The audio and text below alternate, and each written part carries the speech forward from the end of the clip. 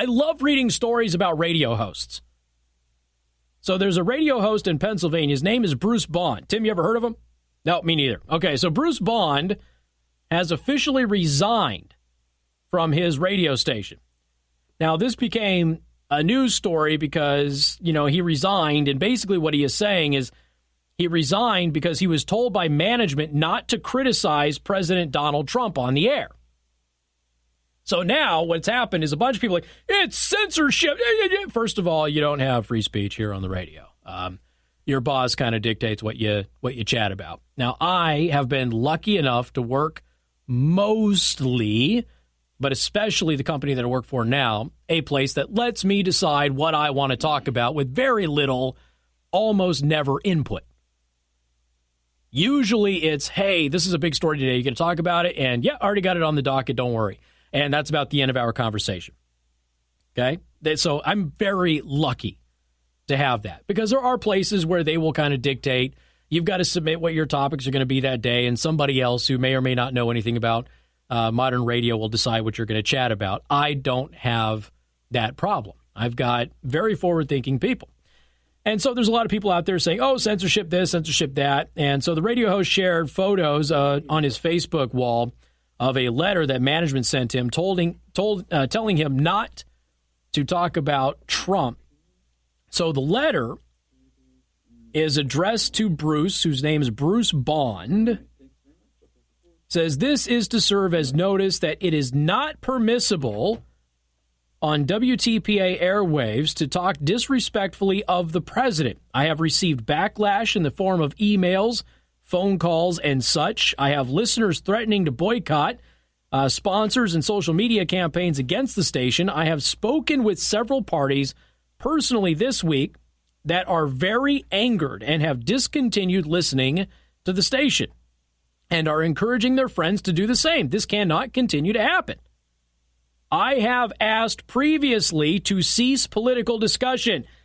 If this cannot be achieved, we will have no choice but to discontinue the show. And it was signed the Vice President and General Manager. Tim, does that sound like an unreasonable letter to you in this business? Yay, nay? No? You can stay out of it? Tim's staying out of it.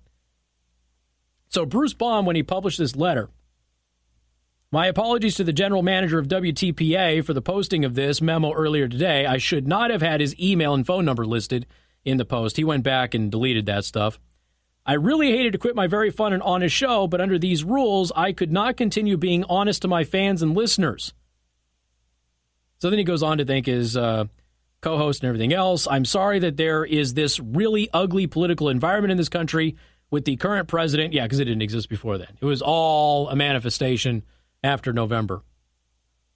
Unfortunately, Central PA can't handle someone as liberal and brutally honest as I can be quite often. Thanks for understanding my side of the story. No, Bruce, you nincompoop. It's a rock station, and people are not tuned in to listen to you banter about politics. They want to listen to music. It has nothing to do with, oh, they're too conservative to understand my liberal viewpoint. That has nothing to do with it. People don't watch ESPN to be told about politics. People don't watch the NFL to have politics thrown in their face.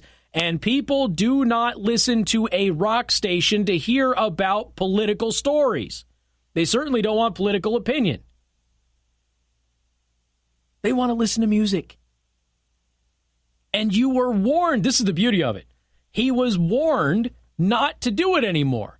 Now, maybe some of these people who are talking about, who are protesting the station or communicating with the station management over there, maybe some of those people are pro-Trump. Maybe they just don't want a rock jock talking politics. Maybe they just want to listen to music. So he quit his job, which, fine. I mean, you were in danger of being fired, but let's not pretend, let's not run to social media and pretend that you have been censored or wronged in some way, Bruce.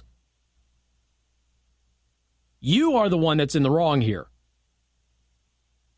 If you wanted to have a political show, guess what? Get a podcast. They're free. You can do them online. And you can let your audience know, hey, I've got a political podcast. Go here, find it, put it on your show's page. I'm sure station management would have been okay with that. But you know what? When you're damaging the station who doesn't want their people to get involved in politics because, well, politics tends to be polarizing, you'd better respect the wishes of management when they do that.